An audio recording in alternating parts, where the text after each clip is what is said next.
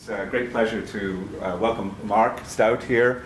I was a little concerned, given the vagaries of the weather, that Mark might not be able to join us. He's come from Washington, thankfully not from New York.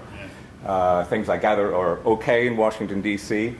Mark currently has probably the best job in the world, which is that he is the historian at the International Spy Museum in Washington, D.C.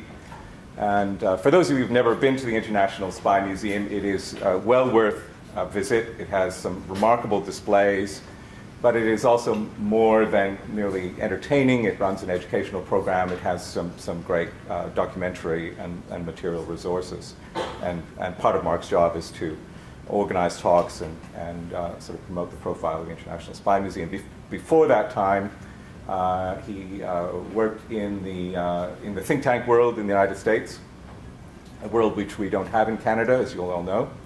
And prior to that was a professional an officer with the American intelligence community, I think the CIA. CIA and also the Bureau of Intelligence and Research at the State Department. State Department, even better. So Mark I invited him. He had various topics that we were very tempted by, including one on James Bond, but perhaps we'll save that for another day. Mark is going to talk on the subject of the American intelligence community assessments of Al-Qaida over a considerable stretch of time, in essence to kind of give us a sense of how those assessments changed as the intelligence community became more familiar with that important topic. I did want to just say a word by way of thanks to the Center for International Policy Studies here at the University of Ottawa, which is sponsoring this talk and has sponsored previous talks of this kind and will sponsor future talks dealing with intelligence and security issues. And the Center for International Policy Studies has within it something that is called the Security Studies Network, which is in essence the focus sponsor of this talk today. If there are people in the room who want to be sure to find out about future talks of this kind, can I say, Cynthia, for people to get it, just to be in touch with you? This is Cynthia Prasad-Boudreau.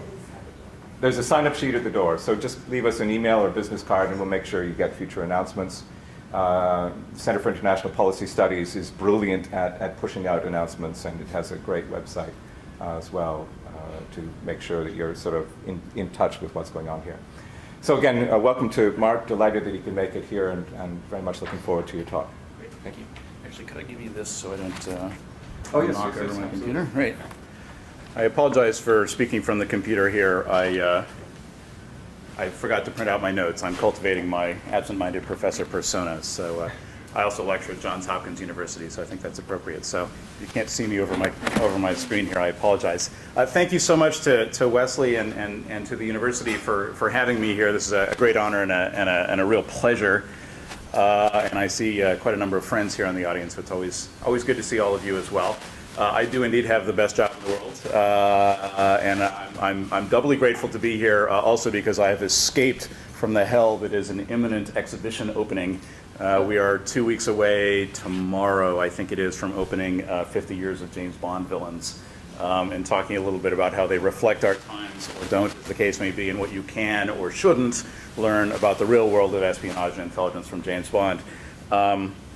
So it's nice to be able to think about something that isn't James Bond for a little while. I'm actually kind of grateful you didn't take me up on that topic. So, all right, so let's jump into it. Problematize is a word I hate. Just strikes me as a jargon incarnate, but I'm going to use it anyway here. And what I'd really like to do as I talk about the evolution of American intelligence assessments of Al-Qaida is to problematize, the concept of intelligence analysis. It's not a dry intellectual process conducted by disinterested analysts who all think alike. It's not merely an art, it's not a science, or it is not exclusively a science, and it doesn't inevitably involve producing any particular answer, let alone the right one. That's basically the argument I want to make with specific reference to Al-Qaida. Instead, it's a social process in which ideas come and go for reasons having to do with the processes and politics of the particular bureaucracies that we're talking about, personalities, emotion, and all sorts of contingent factors. And in intelligence analysis, of course, you're trying to understand some target, understand an adversary often, and particularly in this case. And of course, the nature of that enemy, if you will, the nature of that target may change in response to policy actions of the observing country, the United States in my particular case. And so hopefully then the image of the enemy that's being developed by intelligence analysts will change also as a result. Given that intelligence assessments are an input to operations which change the nature of the enemy, which hopefully then change intelligence assessments, the image of the enemy can carry, I think, the seeds of its own destruction. Now, as you look at the history of American intelligence analysis on various topics, historians like to, I mean, there are definitely many exceptions, but whenever they can, they like to use national intelligence estimates, sort of the single most authoritative art form that the intelligence community has, where the entire community speaks as a body. And I'm going to suggest that national intelligence estimates, or NIEs, aren't necessarily so good for this, and for sussing out the analytic line. And in any event, the analytic line sometimes doesn't exist. Often there's not an intelligence community-wide analytic line. There's not even necessarily an agency analytic line, CIA, DIA, state INR, whatever. NIEs, of course, are consensus documents, often, are infamous really for being watered down to the least common denominator, and they're also, and they create a false impression of unanimity. Now, tracking the history of analysis on certain topics with NIEs is perfectly reasonable and perfectly doable. I think the USSR, for example, is one of those topics. The USSR evolved fairly slowly over time, at least until the very end, in a reasonably orderly fashion. There was a very broad-gauged, organized, incredibly expensive collection effort against it, and a large body of analysts. And when you have a large body of analysts, the comings or goings of one or two of them doesn't really matter a whole lot. Whereas when you have a much smaller body of analysts, like you saw in analyses of Al-Qaida in the 1990s, for instance, I think it may matter. And there were hundreds, possibly thousands, but certainly hundreds of NIEs done in the Soviet Union. Al-Qaida is quite different. I had access to either NIEs, declassified NIEs, or at least reporting about 4 NIEs in doing this work. Only one of which had Al-Qaida as its central topic. Now, it may be that some NIEs have been produced since September 11th that have not gone publicly reported. Entirely possible. But there certainly weren't a lot of them. And we know for an absolute fact that only 2 NIEs touching on Al-Qaida were written before 9/11. Compare that to the hundreds that you can get with the Soviets. Al-Qaida was also a rapidly evolving threat. And early analyses had to be really daring, as this was a new threat. And they had then to overcome a lot of skepticism. So we have to look for other forms of analyses, informal products, agency-level products, office-level products, that sort of thing. And we are fortunate in that quite a lot of those, particularly from the CIA, have been declassified in the wake of 9/11. So there's a fairly rich record up to 9/11. There's a bit of a record after that, particularly as it relates to Al-Qaeda's connection, or lack thereof, with Iraq up through 2003. And since then, it's pretty weak. A few key figures have written books. Some of the analysts are speaking, willing to speak about this, and I've spoken with some of them. So there's some source material here. It's richer early and fairly poor later on. So what I'm going to offer here are some preliminary findings. I think there's lots more work to be done here, and I think it's well worth doing. So let's go back to the very early 1990s. There were a couple, I think, of preconceptions which I want to suggest influenced and perhaps impeded our ability to determine what was going on and to really see as a community this emerging threat. And the first was a preconception in the intelligence community that nation states were almost the only important actors involved in national security. I mean, not quite literally, but very close. You see this, for instance, reflected in George Tenet's memoirs when he looks back to the 1990s and said, we had the burdens of dealing with 2 wars in the Balkans, tensions in South Asia, China's military buildup, the threat to Taiwan, the threats posed by North Korea, Iran, Iraq. The strain was enormous. And one of the things that meant, you're competing for a limited pool of resources here, both on the collection side and on the analysis side. So terrorism, obviously, in the 1990s, didn't always stack up against China or Iraq. This condition actually persisted until September 11th. General Mike Hayden who's had various jobs, but when he was director of NSA, noted that terrorism had been NSA's, the National Security Agency's, top priority since 1998. But then he went on to say, of course, NSA had 5 other top priorities as well. So that's the nature of the problem you're dealing with, right? Preconception number 2 is that terrorism in the early 1990s had sort of fizzled, and to the extent that it was still a going concern, it was really an Israel-centric concern and only sort of tangentially impinged on American interests. Winston Wiley, who became deputy director of the CIA's Counterterrorism Center in the early 1990s, actually remembers colleagues asking him, why would you want to take a, quote, dead-end account, right? This can't possibly be good for your career to work in the counterterrorism world. And the third preconception, I would argue, is that religion was basically irrelevant to national security. And there are a variety of reasons for this. First off is that despite what you may read, most Americans take very seriously the separation of church and state and really just don't like having the two concepts in their same mental paragraph. Secondly, a lot of people in the national security world believe that religion is a subjective topic that really has no place in sort of hard-headed realpolitik kinds of considerations. Others believe that religion is purely a matter of the internal life. And finally, and perhaps most importantly for our purposes, there seem to be risks to the reputation of analysts, to the government, and to the United States standing in the world by considering religion. So expanding on that reputational point, even when individual analysts in the intelligence community in the 90s recognized the importance to this topic of religion, external constraints often kept them from expressing their views. So terrorism analysts at CIA found that there was an unwritten but de facto prohibition on talking too much about religion. In the year 2000, an unclassified national intelligence estimate assessing the principal drivers in the coming years of international politics consciously avoided naming religion as one of those drivers of international affairs so as not to give offense to the global public to whom the document was going to be released. It was an unclassified estimate, right? Just best not to touch it. So the result was that during the 1990s, there were very few analysts in the intelligence community working on what we eventually came to see as Salafi jihadism, a particular brand of Sunni Islamism. In fact, the discovery of the term Salafi jihadism, which the Salafi jihadists used to describe themselves, was a fairly late on in the 1990s discovery.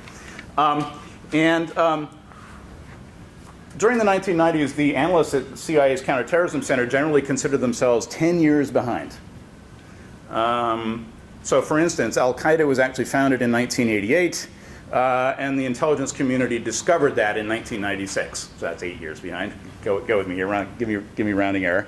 Now they've been tracking it for some time, but it took them that long to figure out that this is what the organization we're following calls itself, right? So they had no body of what they called theory.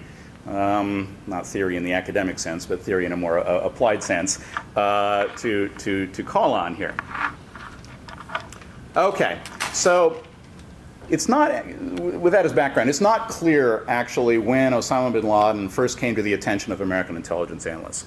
But we do know that by 1991, as the war, as Desert Storm with Iraq is about to start up, there were a few CIA analysts who were arguing that bin Laden ought to be mentioned, bin Laden and his associates ought to be mentioned in assessments that were being written about the repercussions of this war we were about to fight against Iraq.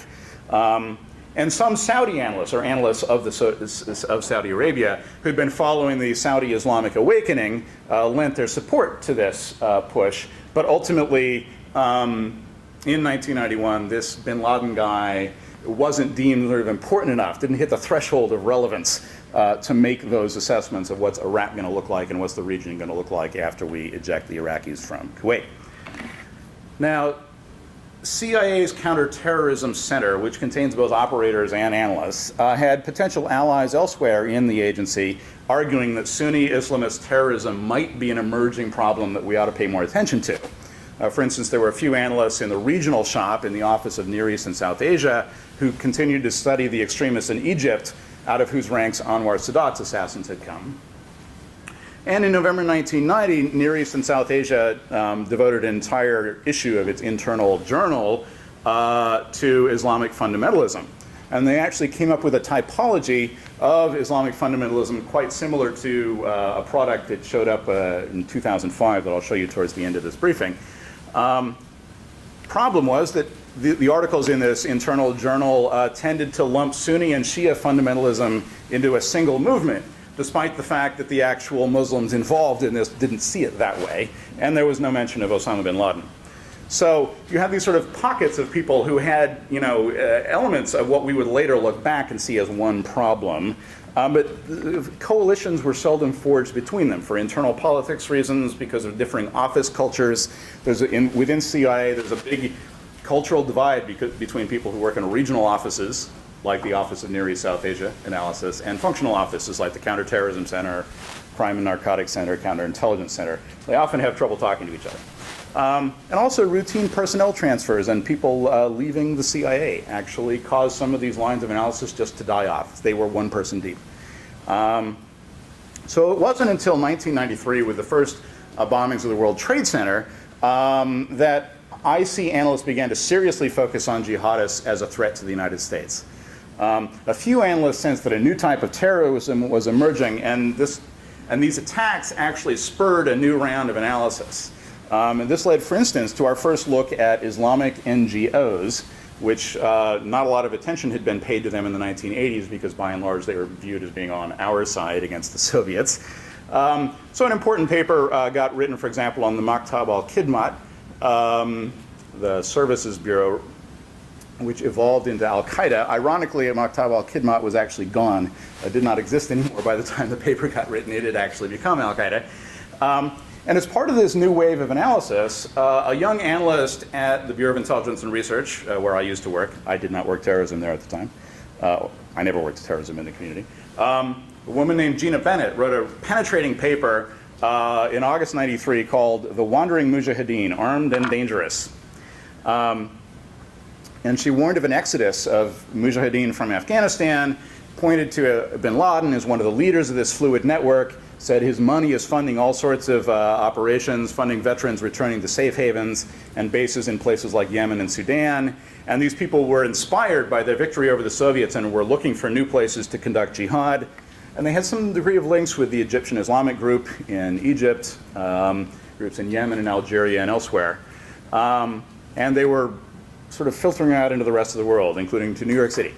Bennett, however, worked in an obscure office in the Bureau of Intelligence and Research. And I'm forced to tell you, even as a veteran, that the Bureau of Intelligence and Research is pretty obscure and without influence in the State Department. So this paper, as penetrating and forward-leaning as it was, as insightful as it was, basically went nowhere. Nobody noticed. But what Bennett did do was she started to build a coalition of other individual analysts across the community, right? So, for instance, she made common cause with a woman at CIA's Counterterrorism Center named Cindy Storer, an analyst at NSA, a single analyst at DIA, and there were other bits and pieces of analysts out there working on parts of this problem. By mid-1995, many of Bennett's ideas had actually found their way into a rare NIE about terrorism, which said a new breed, quote-unquote, of terrorists had emerged. There was a radical Islamist network formed in the Afghan war that was increasing its abilities to operate in and against the United States. And it actually speculated that civil aviation, the White House, the Capitol, and symbols of US capitalism such as Wall Street might be particularly attractive targets. As is the case with most NIEs, however, this made little or no impact. NIEs are widely ignored. Then in January 1996, the Counterterrorism Center created a virtual station, a CIA station in the Washington area. They called it Alex Station, after Mike Schroeder's young son. Whose purpose was to track bin Laden and his associates. This station started out with about 16 CIA officers, not all of them analysts, and ultimately grew to about 40 officers from across the community. Headed by Mike Schroeder. You've probably seen him on TV, if nothing else. A former analyst who was renowned both for his respect and his loathing for bin Laden. And Alex Station became an organizational base for proselytizing the threat posed by bin Laden and Al-Qaeda. '96 was also a year of advances in another way. It was the year in which CIA identified al-Qaeda by name and determined that bin Laden was its leader, and established that it had tangible links with other groups like the Egyptian Islamic group and the Egyptian Islamic Jihad. That's Ayman al-Zawahiri's group. And in 1996, of course, bin Laden started to publicly threaten the United States. But despite sort of the advances of analyses, this sort of very small community of people who are more and more putting together this picture of an emerging threat, it was really difficult to spread the idea that jihadism posed a serious threat to the United States. There was this presumption, which in retrospect is flat out, just embarrassing to say publicly, but there was this presumption that Sunni Muslims from multiple different countries were going to be incapable of cooperating with each other. Shia had the gene that it took to do international cooperation, Sunnis didn't. And of course, the people we know as al-Qaeda were Sunnis. I've heard it suggested, and I don't want to make too strong a case here because I can't prove it, but I've heard it suggested that sexism played a role.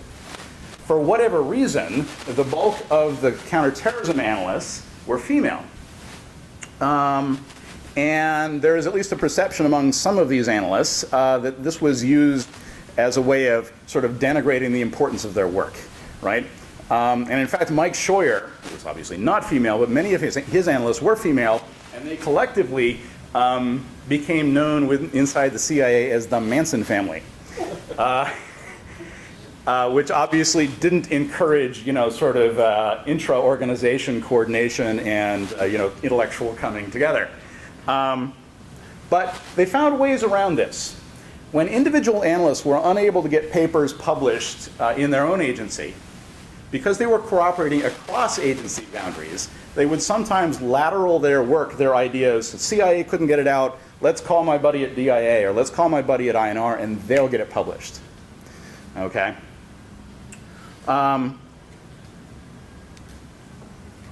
In 1996, these analysts saw a lot of their work validated. There was a defector from al-Qaeda, a guy named Jamal al-Fadl, who'd actually been present at the founding of al-Qaeda and had worked at bin Laden's headquarters in Sudan. And he came out and fleshed out sort of this skeleton that these analysts had put together. And portrayed al-Qaeda as this sophisticated international network with a command and control structure and a presence in some 50 countries, ambitions to require weapons of mass destruction. And it's sort of the center of a constellation of Salafi jihadist groups, but it, al-Qaeda at least, was focused on the United States. Some of these findings led the community in 1997 to publish a short update to the 1995 NIE, which, near as I can tell, also made no impact, but it underlined the bin Laden threat and mentioned his intention to strike inside the United States. Now, another of those events that sort of helped break some of this logjam was the 1998 African embassy bombings, Tanzania and Kenya. And now it seemed the Manson family was finally carrying the day. And analysts were able to publish things that intellectually, they had the data to publish before, but now that the embassies had been turned to rubble, there was a desire to have them. They were able to produce papers on things like bin Laden's political philosophy, how he exerted his influence over the movement, the evolving goals of the movement. And also around about this time, the government had acquired some captured al-Qaeda target studies, and they were able to determine that al-Qaeda did very careful long-term planning and reconnaissance of targets. The target study for the embassy in Nairobi was recovered, for example, and it was found that they'd been casing the place for 5 years before they attacked it. And there started to be more and more items in the current intelligence pubs, so the daily publications, the National Intelligence Daily as it was at the time, for instance. But there were no assessments of al-Qaeda's relationships with other governments. And this turned out to be a real problem. This would come back to haunt them in 2002, 2003, when the question of what, if anything, is the nature of the relationship between al-Qaeda and Iraq suddenly needed to be worked out, needed to be coordinated. You needed to plow through the evidence and argue and fight over what it really meant, all in a really short, sort of very highly intense political environment. As all this was taking place, George Tenet became DCI. And he really pushed along this analysis because he joined the ranks of the people who were really viscerally dedicated to the problem. Wasn't always successful in pushing it. In December 1998, he famously declared war inside the U.S. intelligence community. I mean, he literally used that term, declaring war, and nobody noticed, and he never really followed it up. But concerned that, he was concerned that these formal analyses were not having sufficient impact, and Tennis started writing personal letters to senior officials of the Clinton administration to persuade them to pay attention. Practice he actually continued into the early Bush era. And he remembered later, my intention was not to cry wolf and certainly not to scare the recipients out of their wits, though a careful reading of letters would certainly have accomplished that. So he sent letters in December 98, actually 3 in December 98, another in January 1999, and 4 later on. Very unusual. And then of course the summer of 2001 eventually comes. Famously, the system is blinking red. The community issues all sorts of warnings of this, but the warnings are not specific enough to really determine precisely what's coming, and we all know. Now, after 9/11, a lot of things changed. There's now a new perception of mission, and there's a lot of emotion surging around the intelligence community, not least of it the Counterterrorism Center at CIA. On September 16th of 2001, bin Laden wrote a memo to his senior subordinates declaring war again, and this time people did pay attention. CTC analysts recall it as a time where there was, quote, a lot of emotion running around. We were all literally insane. People were very viscerally taken with this. Another analyst said, people do not understand how goddamn dangerous we thought it was after September 11th. The absence of solid information on additional threats was terrifying.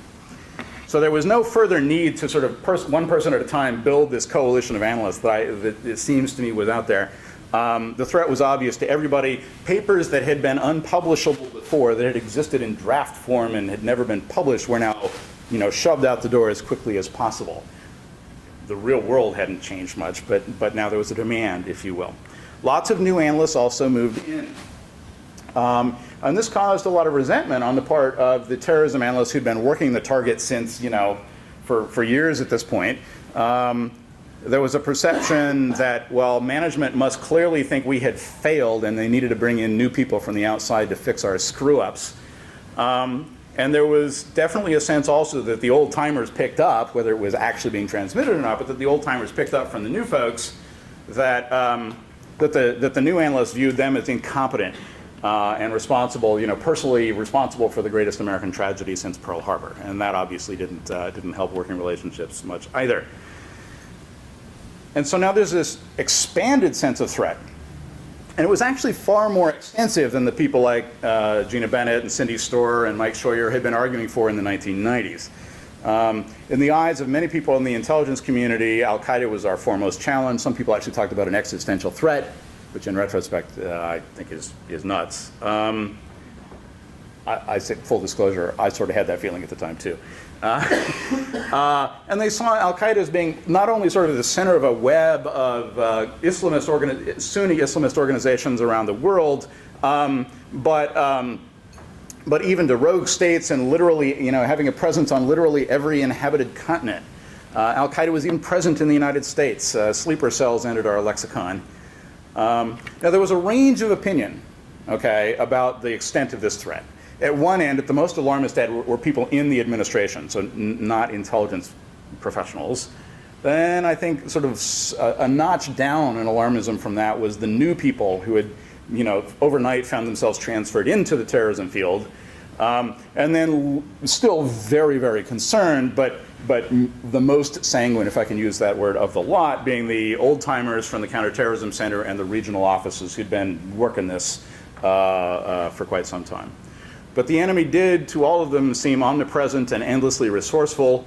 Collectors started lowering their reporting thresholds, which just generated more alarming traffic, more alarming reports about bad things that bad people are planning to do to us. And the CIA began publishing the so-called threat matrix under George Tenet's personal supervision. He had a 5 o'clock meeting every day in which he literally went line by line over everything that was going to go into the threat matrix, which would go to the president the next morning. The threat matrix was literally a spreadsheet that had every single bit of threat reporting that had popped up in the last day and what the community was doing about it. Everybody knew that most of the items on the threat matrix were probably bogus. But in an environment in which people like, say, Richard Reed were trying to set their shoes on fire on airplanes, it was really hard to determine a priori which of these preposterous reports might actually turn out to be true and which were in fact were bogus. I mean, exploding footwear. I mean, it's just nuts. But of course, the threat matrix had an effect as well on the customers and on the people putting it together. One customer who read the threat matrix every day said it was like being stuck in a room listening to loud Led Zeppelin music. It induced sensory overload and paranoia. Among the issues that arose then was weapons of mass destruction. Now, even back in the 90s, some of the counterterrorism analysts had been saying they're out there, Al-Qaeda is looking to acquire chemical and biological weapons. They've been scammed trying to get nuclear materials. It's clearly on their radar. And in fact, you will recall that famously in 1999, when we launched cruise missiles at Al-Qaeda camps in Afghanistan, we also launched cruise missiles at a Sudanese chemical factory that we thought might have been associated with Al-Qaeda. Others, however, back in the 90s hadn't taken this idea too seriously. Post 9/11, the threat of Al-Qaeda getting weapons of mass destruction seemed all too real. The CIA briefed the president on this as early as the 14th of September, and then soon records captured in Afghanistan seemed to confirm that Al-Qaeda had been making serious efforts in this direction. In November 2001, reports came suggesting that Al-Qaeda might be close to acquiring nuclear or radiological, big gulf between them, weapons. And this captured the president's attention and the attention of the community when shortly thereafter reports started to come in that a nuclear device of some kind had been smuggled into the United States and was headed to New York City. Caused a lot of alarm. Reports like that ebb and flow over time, but there's pretty much a constant, drumbeat of them for years at this point. All of them hard to ignore, let's put it that way. And a particularly controversial aspect, of course, was whether or not there's any cooperation in WMD with Iraq. A January 2003 CIA paper was open to the possibility of cooperation on WMD between Iraq, but actually came to a fairly soft conclusion, saying only that the general pattern that emerges is of Al-Qaeda's enduring interest in acquiring CBW expertise from Iraq. Well, I can be interested in acquiring all sorts of things from all sorts of people. Doesn't mean they're going to give it to me. You read closely, it's actually not a very strong conclusion. And then even that seemed to collapse. Much of this paper had been based on reporting from the interrogation of a guy named Ibn Sheikh al-Libi, a senior al-Qaeda figure, and some of his reporting actually made it into an NIE in January 2003 on non-traditional threats to the US homeland. The Defense Intelligence Agency was always very skeptical of what al-Libi had to say and published things to that effect, saying, we don't believe this, we don't buy this, we think he's fabricating. And sometime thereafter, al-Libi actually recanted and said he'd made all this stuff up under torture from a foreign intelligence service. So that leads us then to state sponsorship. The question of state sponsorship of Al-Qaeda occasioned a great deal of controversy between the administration and the intelligence community, and also within the intelligence community. And to some degree, I think you could argue that the existence of this debate, this contention, this issue, was in some ways an expression of the enduring presumption that states were the entities that really mattered in the international community. Right? So Iraq's links with Al-Qaeda and its allies were very contentious. Many Bush administration officials, of course, suspected that Iraq had conspired with Al-Qaeda to mount the 9/11 attacks. And there was, in fact, some reporting suggesting that there'd been a relationship of some sort. And then early on, you'll recall also there was a report that came from the Czech service that Mohammed Atta had been seen meeting with the Iraqi intelligence service chief of station in Prague. Turned out not to be true, but it was initially plausible. So this was a serious issue. But they hadn't been working on it for years, right? They hadn't been focusing on it and assessing it. And coordination is always a lengthy and protracted process. And they were having to do it in a very compressed period of time. Mid-2002, the CIA produced a famous paper called Iraq and Al-Qaeda, Interpreting a Murky Relationship, the title of which I think really says a lot. And this became a cause célèbre. The fights over coordinating this consumed all sorts of time, destroyed a lot of relationships, and led to accusations, ultimately unsubstantiated, of politicization. And the paper actually hinted at these tensions. Said our analytic approach is purposely aggressive in seeking to draw connections on the assumption that any indication of a relationship between these two hostile elements could be very dangerous. What happened here is that primarily those people who were regional analysts, so the Iraq specialists, said this is drivel. Okay, Al-Qaeda and Iraq have essentially no interest in common, and they have ideologies that oppose each other. They'd never cooperate. The counterterrorism analysts however, were much more willing to credit the possibility that they would, in fact, cooperate.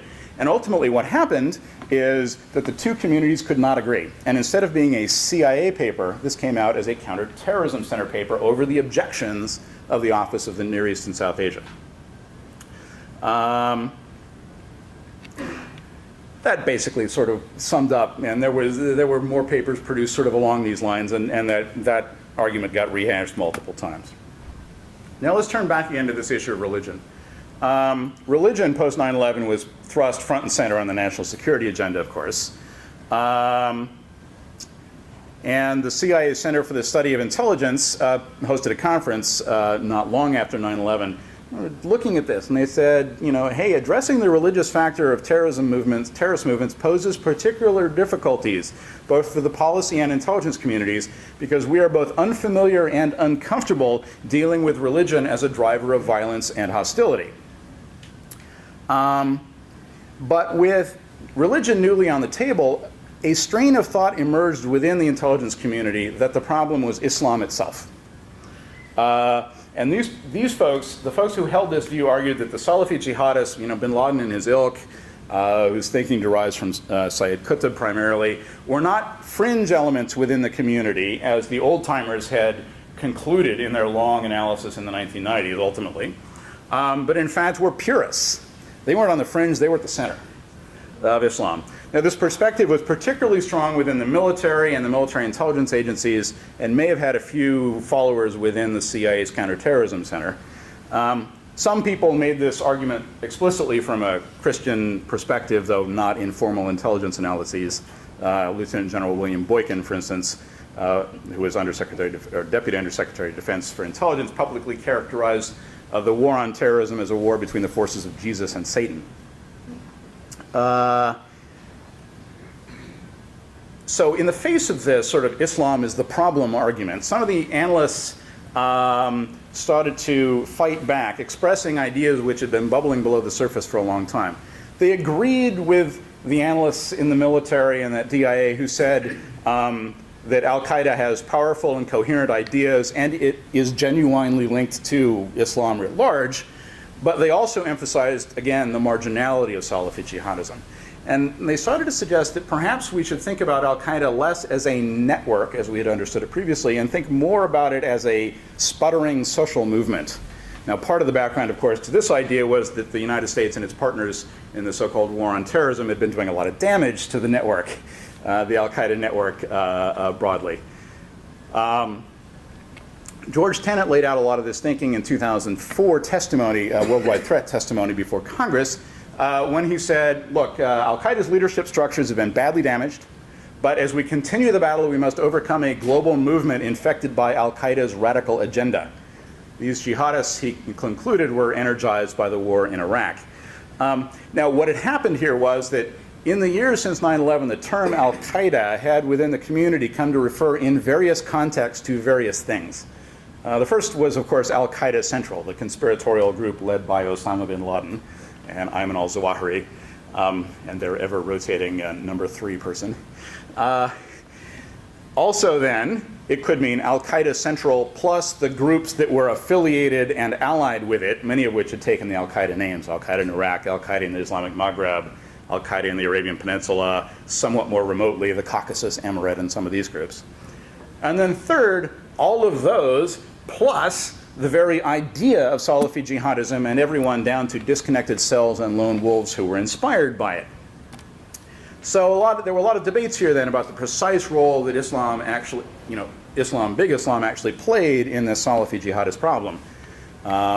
Did people suffer grievances and then adopt this particular theology of Salafi jihadism? Did people adopt this particular doctrine of Salafi jihadism and then interpret the world and find grievances afterwards? Some of those sorts of questions.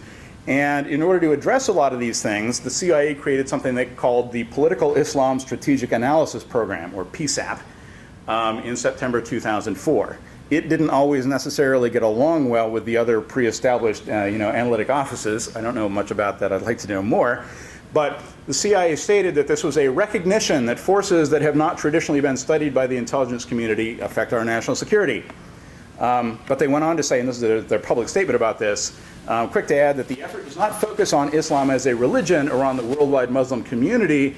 Rather, it examines those movements and organizations that use religion for political purposes and use religious ideology to attempt to change the existing political, social, or economic order. So they're trying to walk this very fine line of, we realize that in a way that we cannot a priori define Islam as relevant, but we don't want to make expansive claims that will turn out to be A, wrong, and B, offensive to large numbers of people in the world. So in this environment then, sometime in about 2005, Cynthia Storer, whom I've mentioned, and Gina Bennett, whom I've mentioned, Gina had since moved from the State Department over to the Counterterrorism Center because the State Department she was a rising star and the State Department was largely marginal in this sort of thing, so she came to where the action was. Received a request to put the Al-Qaeda phenomenon in a holistic context. And the result, if I could get you to turn on the slide here, please. The result was something they called the ziggurat of zealotry.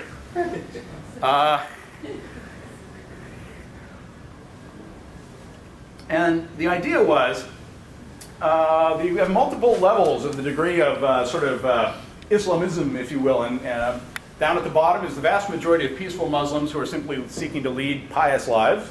One step above that are Islamists who are trying to achieve social change, but aren't necessarily at all, proposing violence to do that.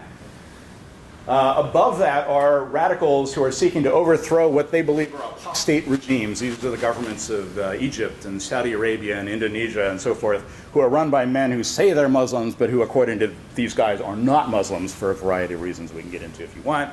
And then at the very top, so their concerns are local. I want to get a new government. I want to get a properly Islamic government in Egypt. I want to get a properly Islamic government in Jordan. Okay?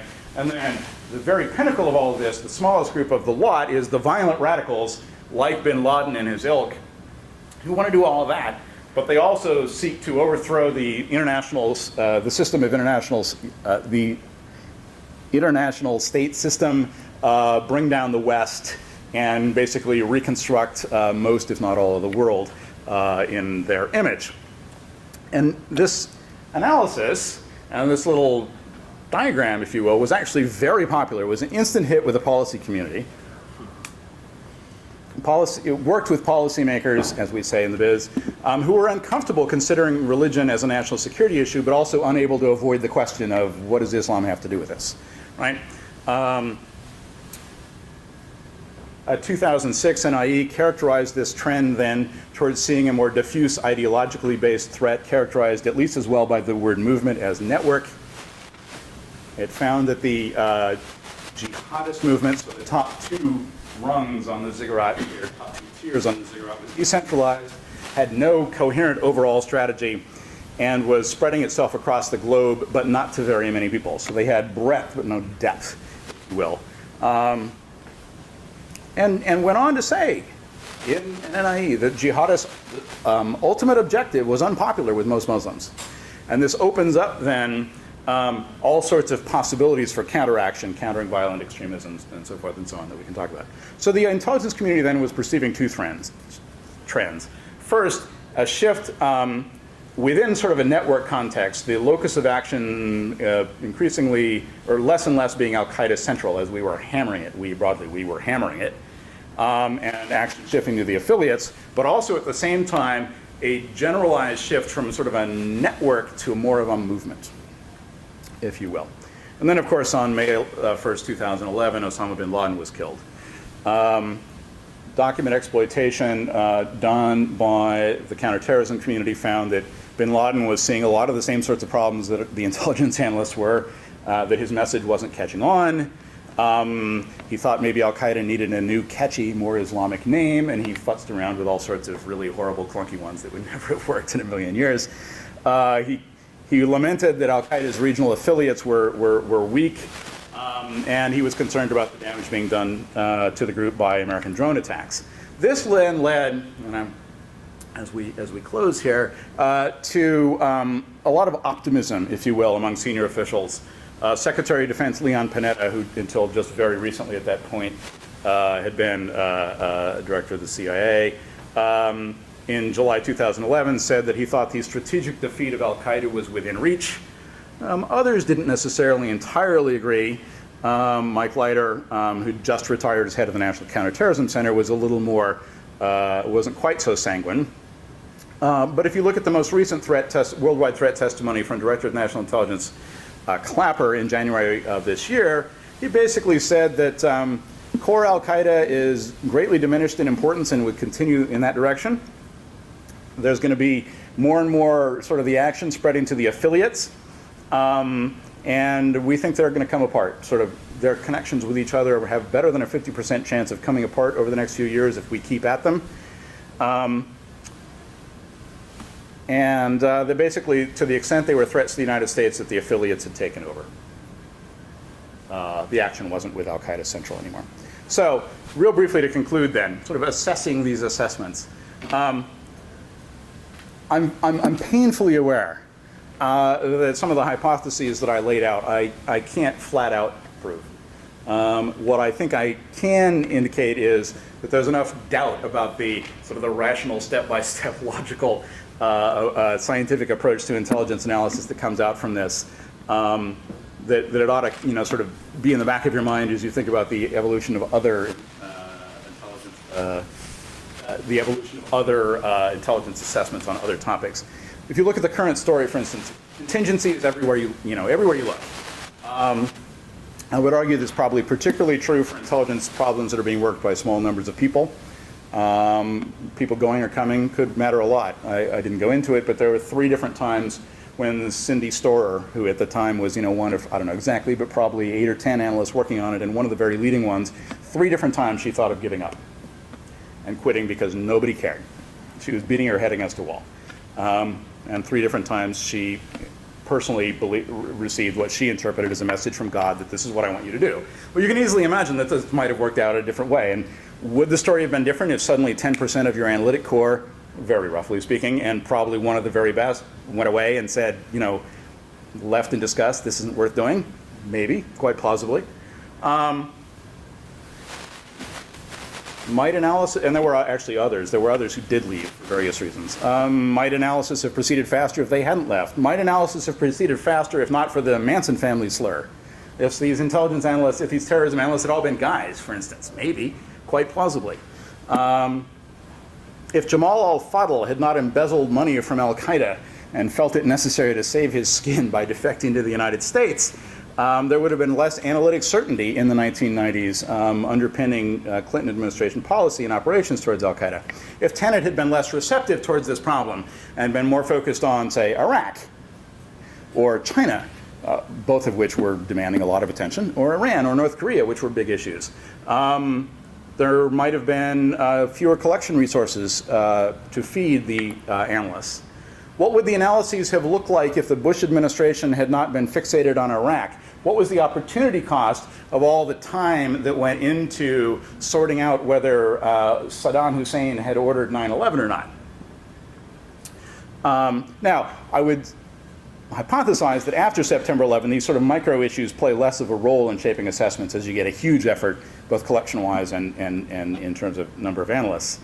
But I'd also, I'll close with this, I think, and I've run over time, so I'm not going to use the last 2 slides, but we can leave the ziggurat up. I kind of like it.